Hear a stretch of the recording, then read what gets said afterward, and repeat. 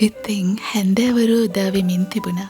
අන්නාසි ගෙඩි 4-5ක් තිබුණ හින්දා කීපයකින් අන්නාසි ජෑම් හදන්න ඕනේ කියලා මට හිතුණා. උදේ ඉඳන්ම මුළු ගේ පුරාම විහිදුණු අන්නාසි සුවඳ මට මේ දේ කරන්න බල කරමින් හිටියා. ජෑම් කියාපු ගමන්ම මතක් වෙන්නේ හපුතලේ එඩිසන් බංගලාව. කන්‍යා සොයුරියන් හදාපු රසවත් නැවුම් ස්ට්‍රෝබෙරි ජෑම් වල රස මට මේ දැනුත් දැනෙනවා වගේ. මං මහා අමුත ලෝකයක ජීවත් වෙන්න ප්‍රිය කරන මිනිස්සෙක්. ඈත අතීතයේ දවසක මේ ලෝකෙ කොහේ හෝ තැනක මං මේ විදිහටම ජීවත් වෙන්න ඇති. අන්නාසි ටික පොද ඇරලා සුද්ධ කරලා කපන්න පටන් ගනිද්දී ඔන්න කරුවලත් වැටිලා. දැන් ඉතින් හැමදේම වෙළඳපොලෙන් මිලදී ගන්න පුළුවන් තමයි. ඒත් ගෙදරක ලිපක් උඩ හිමින් තැම්බි මවන රසවල් වලට ආදරයකුත් මිශ්‍ර වෙලා තියෙනවා කියලයි මට හිතෙන්නේ. පහු කාලෙකදී මතක් කර කර රස විඳින්න පුළුවන් ආදරණීය මතක පොදි එක්කාසු කරන්න මං හරි කැමතියි. ඔන්න ඉතින් විදුලියත් විසන්දි වුණා. මැටි ඇතිලිය ප්‍රමාණවත් කියලා හිතුවට මොකද අන්තිමේ මං අදහස වෙනස් කරගත්තා. අඩිය ඝනකම භාජනයකට අඹරගත්ත අන්නාසි ටික දාලා ටික වෙලාවක් හැඳි ගන්නකොට ඔන්න එනවා හොඳ සුවඳක්. කිරලා මැනලා සීනි දානවා තමයි. ඒත් ඉතින් හිතේ මිම්මට සීනි ටිකක් දැන් එක්කාසු කරන්න ඕනේ. ඊළඟට දහය බොල් චුට්ටක්.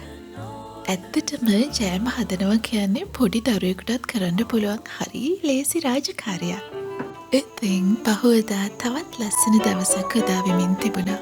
උණු අතරින් තම්බා පිරිසිදු කරගත් වීලි ජෑම් බෝතල් වලට මේ නැවුම් අන්නාසි ජෑම් පුරවද්දී මට මං ගැන හරි ආදරයක් දැනෙමින් තිබුණා. මං හදාපු ජෑම්, මං ගෙදර හදාපු ජෑම්, මගේ අත්වලින් හදාපු ජෑම්. ඇත්තටම මේ දේවල් කඩෙන් මිලදී ගන්න පුළුවන් වුණාට තමන්ගේ හතින් හදන දෙයක් කොච්චර වටිනවද?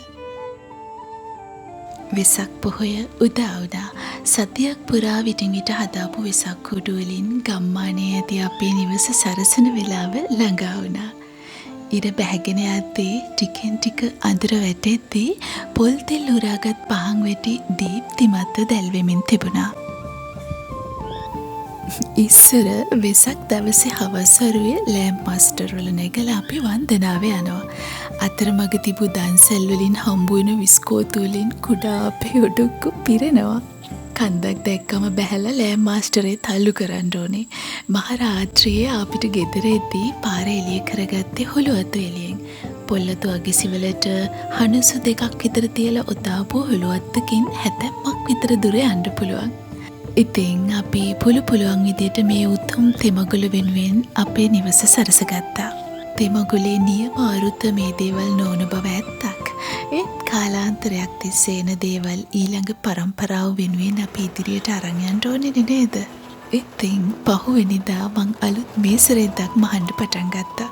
මං බොහෝ ප්‍රිය කරන මේ වගේ දේවල් අල්මාරිය ඇතුලේ සුරක්ෂිතව අඩු කරනවා වෙනුවට එදිනෙදා පාවිච්චිට ගන්නවා.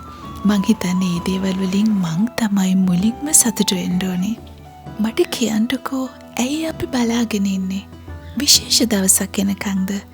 විශේෂ අවස්ථාවක් එනකන්ද?